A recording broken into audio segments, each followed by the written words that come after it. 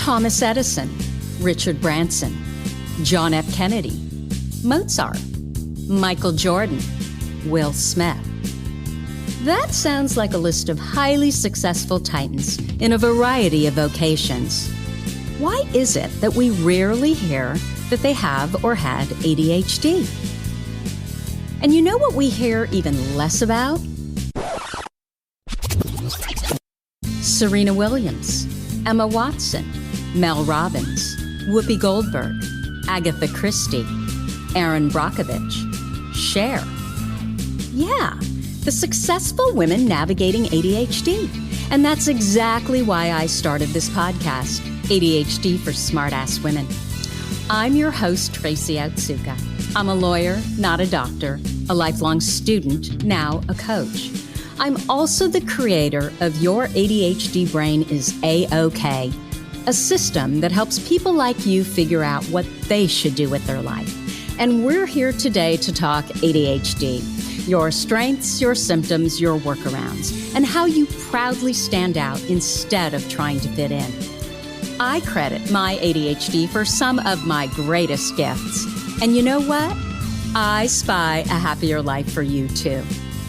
So without further ado, a shiny new episode is starting now. Hello, I am Tracy Otsuka, and I wanted to welcome you to episode 107 of ADHD for Smartass Women. You know, I believe that life comes down to two questions. Number one, who do you have the courage to become? And number two, how many people can you help? So I've been thinking for a while about what I could do personally to really make a difference in your life beyond what you get from this podcast and my ADHD for Smartass Women Facebook group.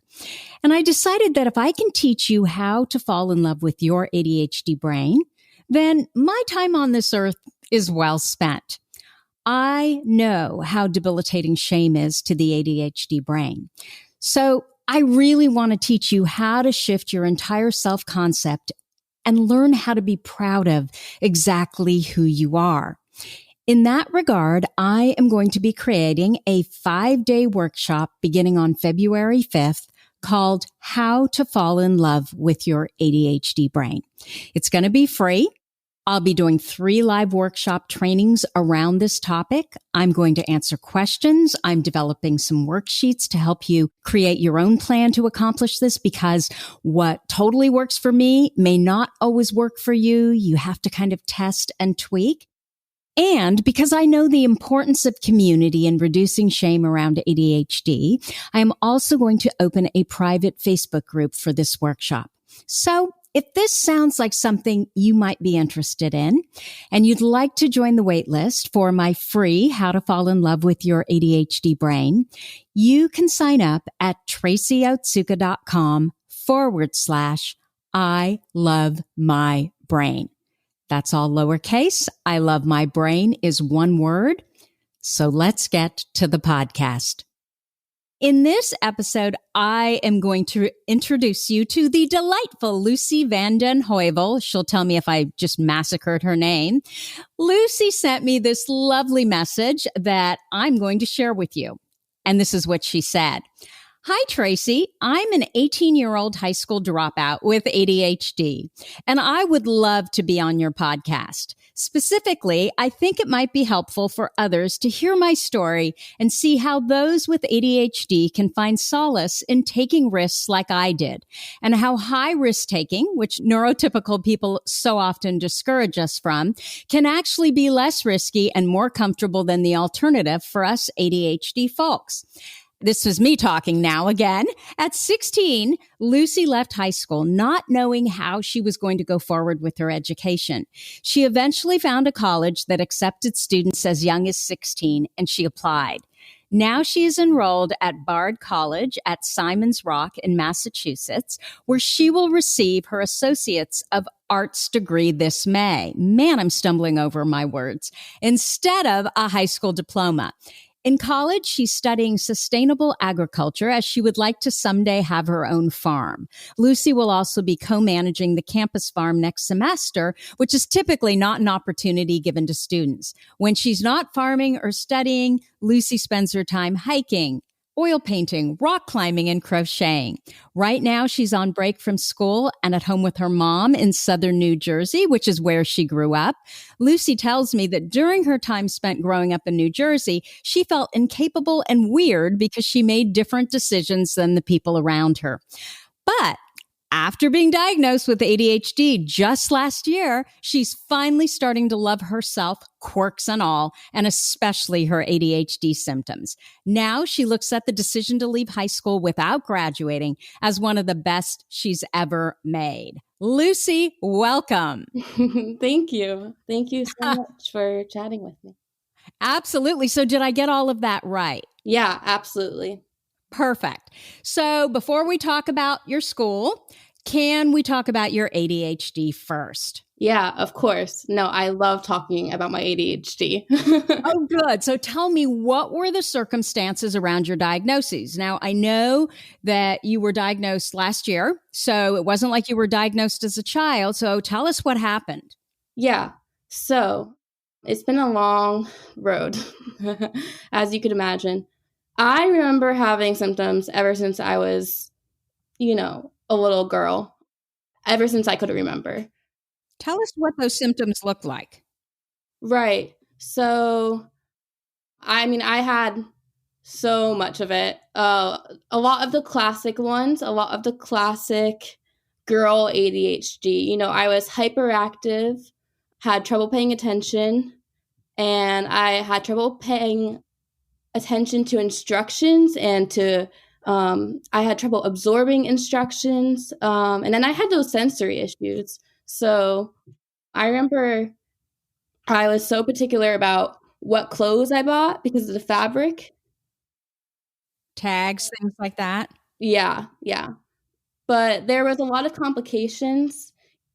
Even though I had a lot of the typical ADHD symptoms, they weren't really recognized at first because I did have a lot going on when I was younger. And so I think people just assumed that, there's a lot going on in that girl's life. Lucy, did you have social issues? Oh, Problems yeah. with friendships? Okay, tell me about those. Yeah. So, I would have a friend for a while, and I always had trouble connecting with them.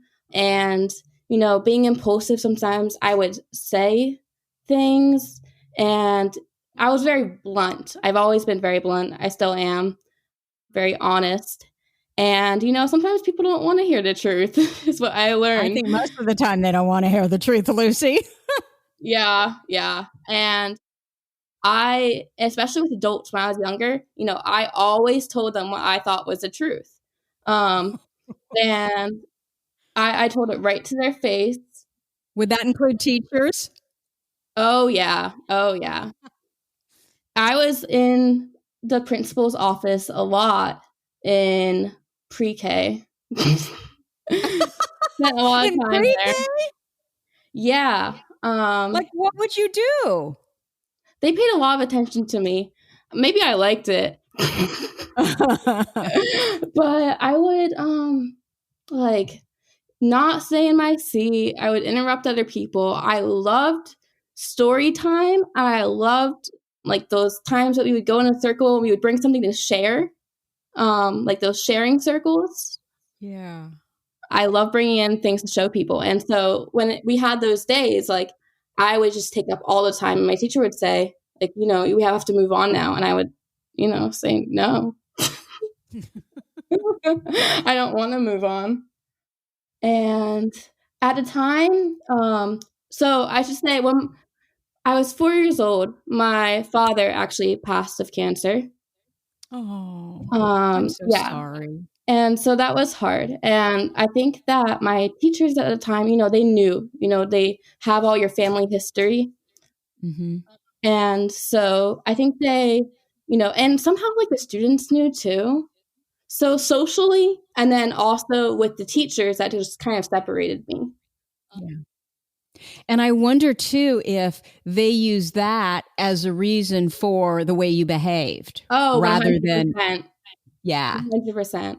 Yeah. So, Mhm. Lucy, are you an only child? No, so I have a sister who is my best friend. Oh, I love to hear that. That's my biggest goal for my kids, that they're best friends. And so far they are. Yeah. So is your sister older or younger? She is older. She is 6 years older. And does she have ADHD? I think that she does.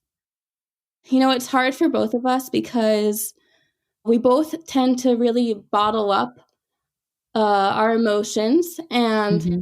I know that, like I said, as a kid, I was more hyperactive.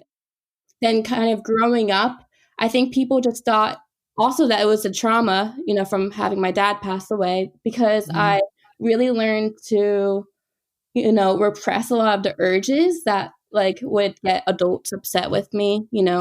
I stopped Mm-hmm. yelling at adults as much because I love the validation, of being like a good kid. Good. Mm-hmm. I think all kids do, sadly, Yeah. No, and especially, having ADHD, at least I'm so desperate for validation. Yeah. And I didn't mean it that way. When I said sadly, I didn't mean it that way. It's just this idea that, we are positive emotion people. And I think that a lot of adults feel, and probably kids too, feel that if someone is not, if their behavior isn't what they think their behavior should be, they believe that they're doing it on purpose. And the reality of it is that we all want to do well. We want to be good kids. That's where I was going. Yeah. You agree, Lucy? Oh, yeah. Especially, like I said, I was yelled at because I acted out. And I just saw that, I'm very good at kind of analyzing the situation and making observations is something I've learned about myself. And I saw this is so back to my sister. Like, I think that growing up, we both saw that, how other kids got treated when they acted a certain way. And so both of us, I think that she has ADHD, but I think that she's really repressed it. Mm-hmm. Yeah. Or maybe her ADHD, her symptoms just aren't as great as yours too, right? Yeah, that So as she well. can manage it a little bit better. Yeah. What I can say is that both of us spent time out of high school, and both of us have had some trouble with school, but I have always hated school. So tell me, why did you hate school? Well, I don't know in the beginning. Like, it started in pre-K. Ever since school becomes more of an academic experience, not just, like daycare. I wonder, could it be too that in pre-K, you start having to follow other people's rules? And Exactly. clearly, there are things you loved about pre-K, right? You loved story time. You loved the sharing in the circle, Yeah. but you wanted to do that all the time because, Yeah. that's your area of interest. No, that's exactly what I'm getting at. Like, they started placing rules and saying, you have to do this and you have to do it our way. And so I hated having to follow rules, especially because like a lot of these rules to me didn't make any sense. And I hated things that didn't make sense. That is so ADHD. We're not adverse to rules. Rules that make sense, we actually kind of like that structure, right? Mm-hmm. It's the rules that don't make sense, that are just rules there for rules' sake, that we always fight against. Yeah. Mm-hmm. And so I hated pre-K and kindergarten and first grade. Some grades weren't as bad, but I just remember. Your poor mother. Can I ask you? Oh, yeah. Were either your mother or father just like you? I don't think so. But our family, like I said, we're the type of people to keep things in. So maybe I wouldn't know. Also, That would be really interesting. Or maybe one of their siblings, your mom and dad's siblings. yeah, I could see that. Mhm. Oh my gosh. So your poor mother, she really had her hands full, didn't Oh she? yeah. Oh yeah. I was tough.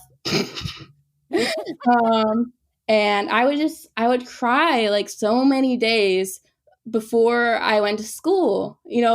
Please, I do not want to go.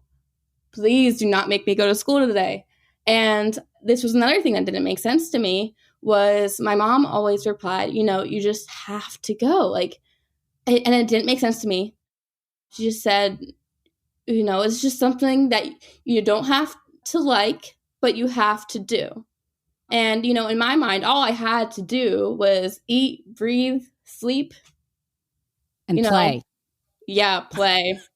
I love to play. So would your mother and your teachers have said that with you, there was definitely unexplained underachievement, meaning they could hear how you spoke. You were clearly very intelligent, but you never performed that way. At first, definitely. But again, what made it more complicated was that as I was entering second, third grade, most of elementary school and middle school, I actually performed really well grade wise. And then with my behavior, I was very anxious and I did have some, unusual qualities or, no one really understood certain things that I did. But I didn't act out as much because, like I said, I was so desperate for the validation. Could you give me an example of what that looked like? Yeah, I was anxious, and it became as I got older just a typical Lucy thing to be anxious. And I would all the time, I would get the shakes. But the unexplained things were not necessarily related to anxiety, just weird things about me, like that I had so much trouble with friends. I would, like I said, I would make a friend and then just wasn't really able to connect with them. And I think would sometimes say things to them, that they didn't want to hear that I thought was just true, and I mean, sometimes it wasn't true. I was just saying what I thought. And it was funny because I was such a sensitive little girl, but then I would say things that were insensitive. Yeah. No, Yeah. that happens. That happens a lot, actually. So Mhm. when you say that you were anxious, I mean, obviously, if you're shaking, that's anxiety. But were there other symptoms that you experienced as well? And were the symptoms around just the social part, or was it also around the academic part? Because it sounds like your grades were good. Yeah. So I definitely had trouble with academics. I'll talk about later. High school was the breaking point, but Okay. as Okay. you know, and I always hated school, like I said, but I never had that much trouble performing with academics, even though I had trouble with paying attention, listening to instructions, following instructions. So in middle school and elementary school, I spent most classes not really listening at all. And then I would go home, I remember, and teach myself the lessons. Hmm. So I tried to do the same thing in high school, and it didn't work out. Was it because it was getting harder and harder? It was getting harder. There were more things that we actually had to know, and it was, I think that was the main thing. Like, there were more things that we were actually expected to know. And so I was just teaching myself more and more at home. And especially when it was things that, I couldn't just, I sometimes am pretty good at memorizing things for a short period of time. Other times, really not. Mm-hmm. But I don't know exactly how I made it so well in middle school. Before high school, I got all A's pretty much. And yeah, freshman year, like I tried to do the same thing where I would just teach myself a lot of the material. And it was a lot more. And some of it was harder. Mm-hmm. And so what happened? Yeah. How So are you feeling? ugh, I felt like crap all of high school, really. Like I said, the two, how I always saw it is like the two main things that happen in school. You got the socialization and then the learning, the academics. And I hated both of them. Oh, geez. Yeah. So, what would keep you there? I mean, any bright individual wouldn't want to go, right? Right, right. So again, like as much as I hated school always, I do want to, I know it's easier in life when you have a degree. And, we're told that everyone who drops out of high school, it's because, I don't know, did some crime or I don't know. Yeah. So, you just thought that if I drop out of high school, I'm never going to figure it out. Then my life is over. Yeah. I mean, at first I thought that. So, what was your mom? So, starting in freshman year, were you already talking about, I don't want to go, I want to drop out? I mean, I was always talking about that. So, what was your mom doing? Like, how Right. did she feel about all this? Would she get really upset or had she Hmm. given up?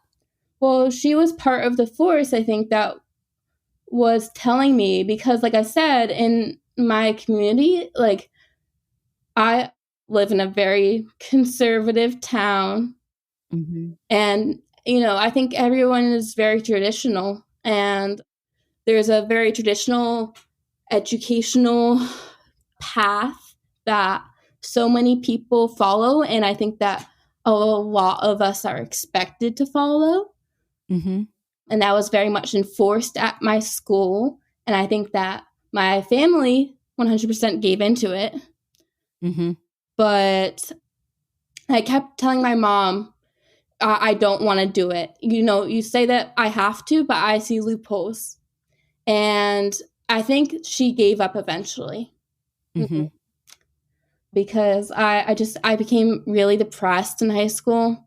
My sophomore year, I was 16 and I was so fed up because mostly I knew that I loved to learn because I had been learning throughout my life in other ways. And I have always felt like I learn the most when I'm not in a school building. Mm-hmm. And so what happened actually is I was, you know, kind of, it was a combination of being so depressed and then I just didn't want to do my work. Like I had just given up with kind of fitting in. I knew that I couldn't do that path that was cut out for everyone, that everyone else had such an easier time with compared to me. And so I just kind of stopped doing my work. And then my grades completely plummeted. Like they were awful at that time. So, was your mom at this point, your sophomore year, was she worried about your health, basically, mental health? Oh yeah, yeah, I think so. Totally. And I've always, like I said, I was always a anxious little girl, and Mm-hmm. she knows that. And so I've had a lot of like the comorbid symptoms, but she recognized what a hard time I was having, and like I said, I think she sort of gave up on school for me. Yeah. So, when you dropped out, did you have a plan? Or was it, I'm just going to drop out and then I'm going to figure it out? Because it sounds like you always knew you were going to figure it out. You weren't planning on just sleeping in your bedroom for the next year, correct? Oh yeah, no, I knew I was gonna do things. I thought I was, like my entire life, I have told myself I am going to go far because I'm not. So many people seem to be satisfied with just doing mediocre things, and I hear all the time, you don't have to find meaning in life by doing something big or making a big change. But for me, I feel like I need to, I don't know, do something that I really want to do and something that maybe hasn't been done to feel satisfied. And so I didn't know what Lucy? I was going to do, but I knew I was going to do something. Lucy, do you know that that is a trait of ADHD? I'm sure it is now. Yeah. This sense that, I mean, this is what I have found in common with pretty much every woman I've worked with ADHD. They've got to live to their potential and they need to have meaning in their life. So what you're telling me, this sense of you just know you're going to do big things, you know you're destined to do big things, I say that's your ADHD. It's your drivenness, which is, a form of hyperactivity. Yeah, so it was actually funny.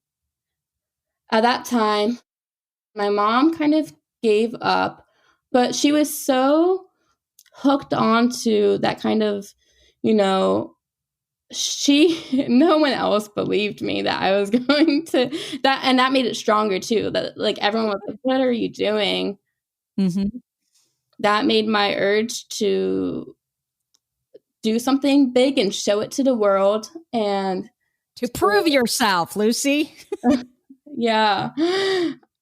And so I was on homebound, kind of. I had a tutor coming once in a while, and I didn't even finish some of my finals my sophomore year, but I think I was still enrolled in the high school. My mom, I said, I'm officially dropping out, and she said, oh, I'm keeping you enrolled even if you don't do my work. So that's what happened. But I think that they ended up because she didn't like what I was doing, but she also felt bad, my mom. So I think she might have talked to my school and had them waive some of my finals, but I don't know what my enrollment status was considered at that time because I wasn't going to school physically. I wasn't doing any of the work. But anyway, so then she kind of figured out what to do for the rest of my assignments. We figured out, how to handle that with the school for that year. And then, I declared I am not going back, but I didn't have a plan, like I said. So during that time, when I was kind of just figuring things out, I mean, that was a pretty pivotal time that summer when I had no idea what I was going to do with my life. And I refused to go back to high school. And so the summer I spent working on a farm and going to therapy. Okay.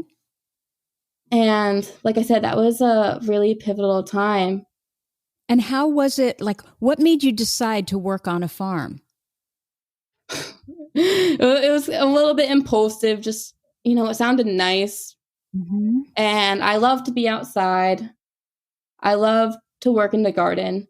But I started at first volunteering on this farm that was near me. There was a new organic local farm that had just opened up.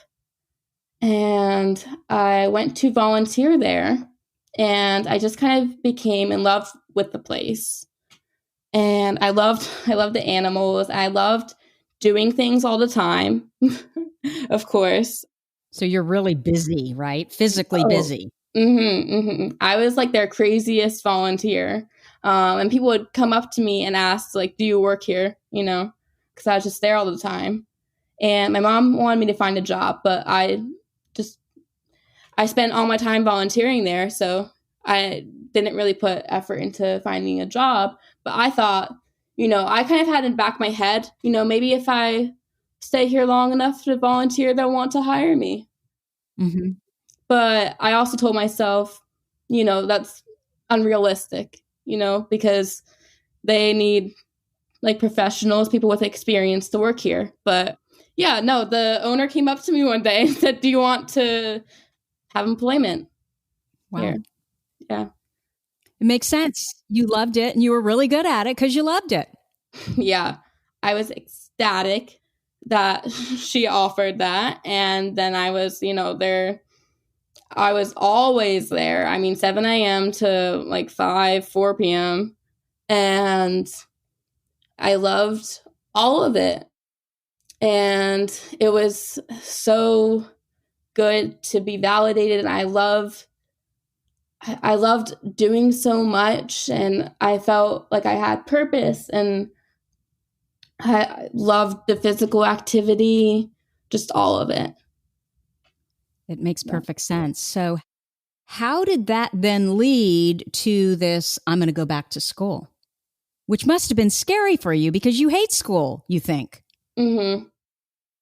It was that summer that around that time when I was working, and my therapist had said, it was pretty much the beginning of like when most people would start their high school year, that I knew I wasn't going back to.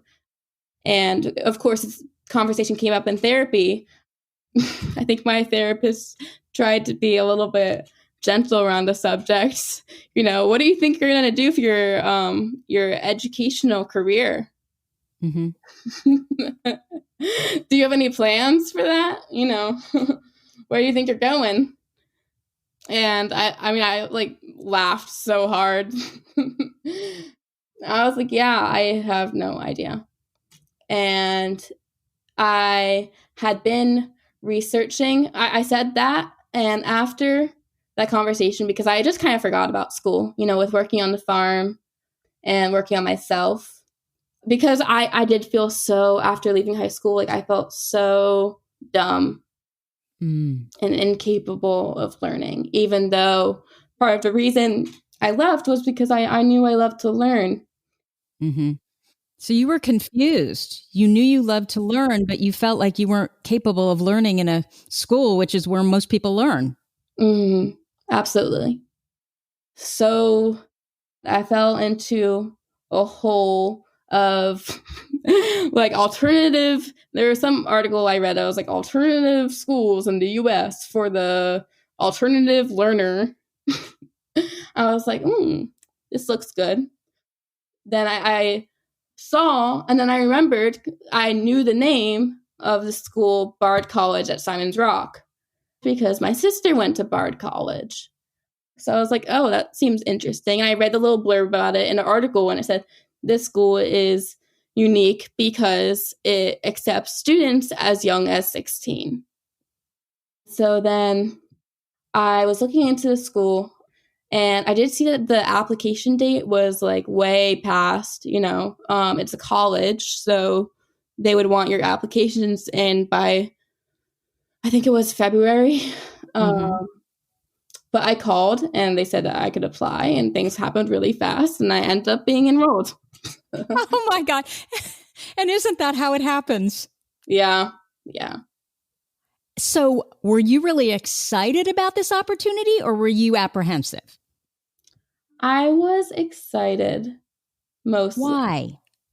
Because, well, first of all, I proved to my mom that I did not have to, in order to get an education and not go to high school, I didn't have to go to some like fancy schmancy, super expensive private boarding school. Mm-hmm. And also because, I don't have to, with the program that I got accepted into, which I think it's crazy, that I did get accepted, and I got accepted late. Like I said, we weren't supposed to submit applications, but I called them. I felt like I had a chance. And the school ended up being a really great thing. And I just didn't have to do those 2 years in high school anymore. There are other... And you're going to graduate with an AA when your classmates in high school graduate from high school, right? Exactly. Yeah. And especially for the ones, because I had so many friends in high school who, when I was leaving high school, when I was not attending school anymore during my sophomore year, they were like, they really looked down on me. I think it was so much of, what is she doing? Mm-hmm. There's one way to do it. Yeah. Mm-hmm. They had like no idea. I think they thought I was crazy. Crazy smart. Not what they thought, but I'm trying to learn my own smartness.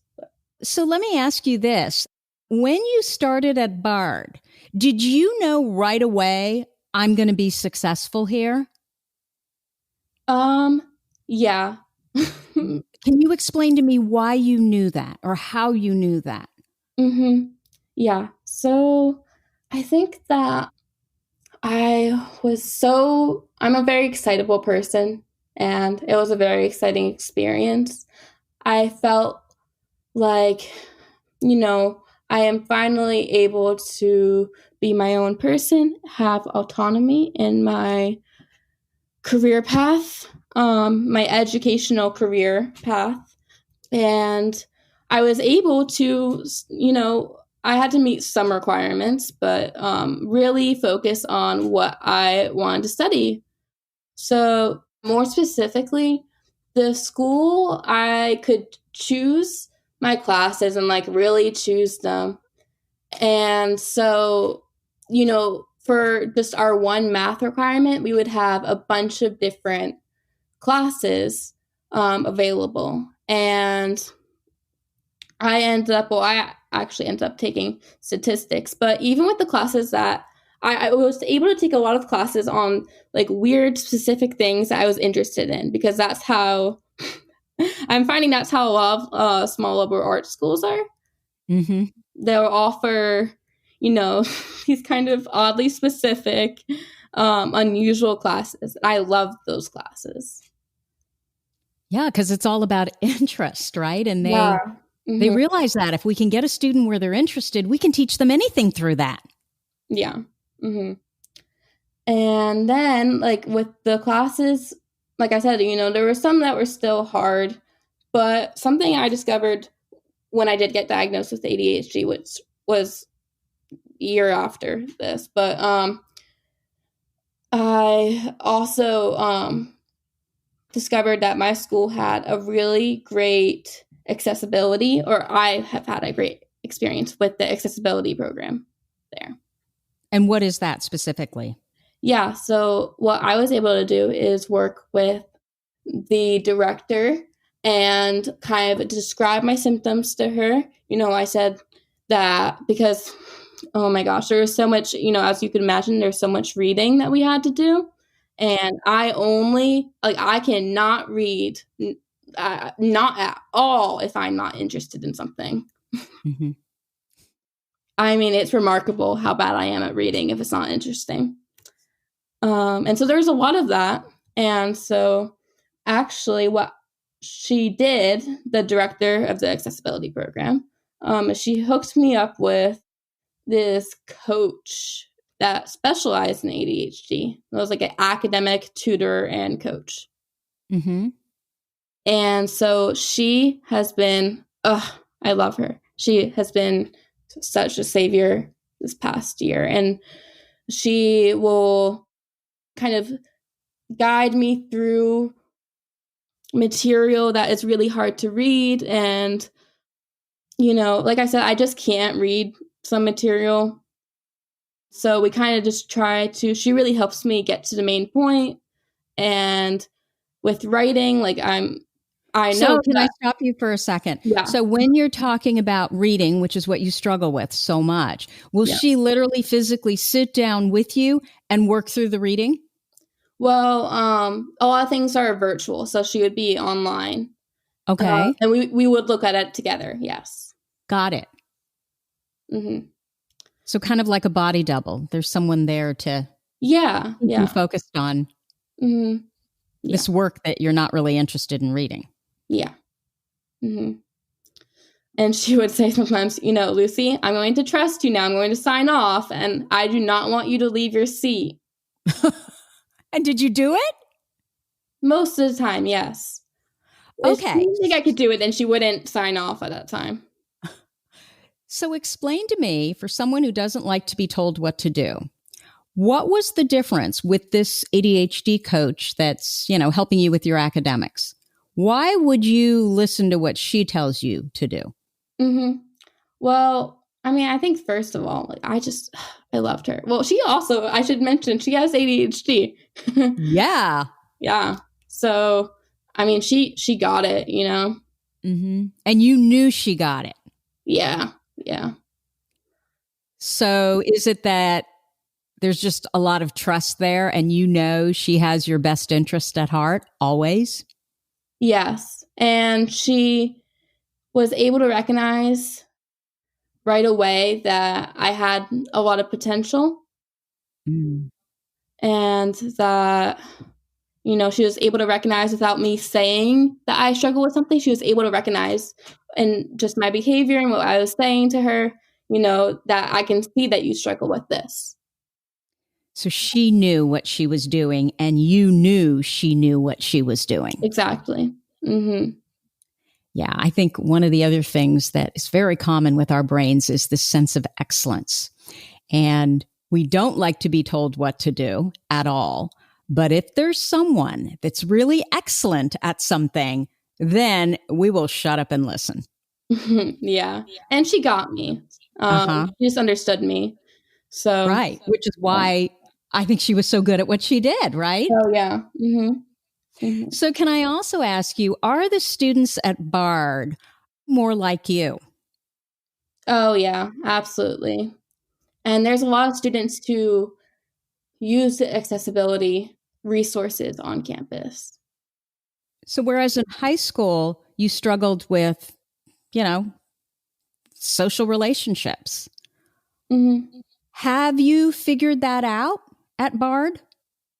I think that's an ongoing project of mine that is yet to be, it's really hard for me to find strong connections with people. I am an intense person, and I think that friendships are really hard, but definitely I have found some amazing friends at school. Yay. College. Yeah. So you at Bard, you're basically much more around your people than you were in high school. Yeah. Mm-hmm. And I think that also now that because it was when I was at Bard that I got my diagnosis. And that was so nice to have to kind of explain to people, not as an excuse. I'm learning to apologize and also sometimes explain to people, maybe not in the moment, but that certain behaviors are things that are really hard to control for me because I have ADHD, which I only learned a year ago. And when you say that to friends or maybe a teacher or a professor, is that accepted? Or do people give you a little bit more slack now? Yes, in a way, because they understand that, like I said, because I'm, just speaking from my heart, and also because the accessibility director will sometimes, if I ask for a certain accommodation from a professor, they will give, maybe the director will talk to the professor and say, Lucy is going to have 20 more minutes on her test because she has this accommodation under, blah, blah, blah. But yeah, for sure. So is Bard a college that specifically caters to students who learn differently? Or is it just that, it's a small liberal arts college that also has what did you call it, an accessibility program? So it is not specifically catered for people who learn differently, but it markets itself as that, and that's what it is. There is, it's hard to enroll yourself in the school without knowing what you're getting yourself into as a student and as a young student. So many of us actually, I have quite a few friends, not all of us, but a few of us like me left high school without a plan. And like myself, we're worried that the world was right and that we would end up not ever getting a degree or education and not being able to really do much with ourselves later in life. But we also knew deep inside that wasn't the case. And so, and that's very much our school markets itself as for a deep thinker. Yeah. So what are your plans when you graduate? In May, right? Yeah. In May, I'll have my associate's degree. And so I, right now, I convinced my school to set up a farmhouse. Of course you did. Yes, because I just love it so much. And so we actually, myself and a few friends, we created a employment opportunity. And so I'll be working there next semester and then in the summer as well, and kind of managing that farm, and organizing events with the community. And I love starting new projects. It's hard, but, especially something, planning the farm has been so much fun. But eventually I want to have my own farm someday. So, Lucy, you see how industrious and frankly entrepreneurial you are when there's something you're really interested in, right? Yeah. I have done a lot of internet searching and Google searches for, unusual traits or traits commonly seen in girls with ADHD, and certain links, certain connections between certain behaviors. And I listened to your podcast about eating disorders, and my sister had an awful eating disorder in high school. I'm like, oh my gosh, that makes sense with her ADHD. Yeah. Yeah. Yeah. So can I ask you, since you've been diagnosed and since you've been at Bard College, right? Not Bard College. How is your anxiety? Is it better? It is better. I always will be an anxious person, but I think that sometimes it comes in my favor. Tell me why. I think that being on edge all the time, and because I have always been like this, am careful, but I also will sometimes take risks, obviously, and I think that I am also, like I said, very sensitive. So I think I'm able to understand other people well, when they talk to me. I think that if I'm not interrupting them, which happens a lot, can be a pretty good listener.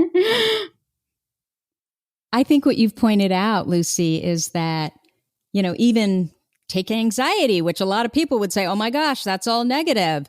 And it's not true. There's a total positive side to it. There's a total strength focused side, right? Which, as you pointed out, is you can just relate to people better than I think someone who doesn't have anxiety. Yeah. Mm-hmm. You understand. I love it. So tell me, what are the ADHD traits that you feel are responsible for your success? I mean, I want to say all of them, but I think, the biggest one that just stands out is, my stubbornness and ability to believe in myself. And so I guess partially my drivenness and ability and success in taking risks, like leaving high school. I love it. So what would you tell? Let's say someone, because we know this is true, someone is listening to, a young woman, teenager probably, is listening to this podcast right now, and she is in the position that you were in high school. What would you say to her? I would say that no matter what people tell you, there are very few things that you actually have to do in life, that you really only have to, eat, sleep, and find happiness, breathe also. That's an important one. And that, if you don't want to stay in high school, I don't recommend dropping out of high school per se, but that there are other ways to either get your high school diploma or get an education, And so there are very little things that you have to do, and you don't have to, no matter what other people are saying, that you don't have to, fit into this box that that you will never fit into. So what does it feel like, Lucy, to be proud of yourself for fighting for Lucy? What does that feel like today?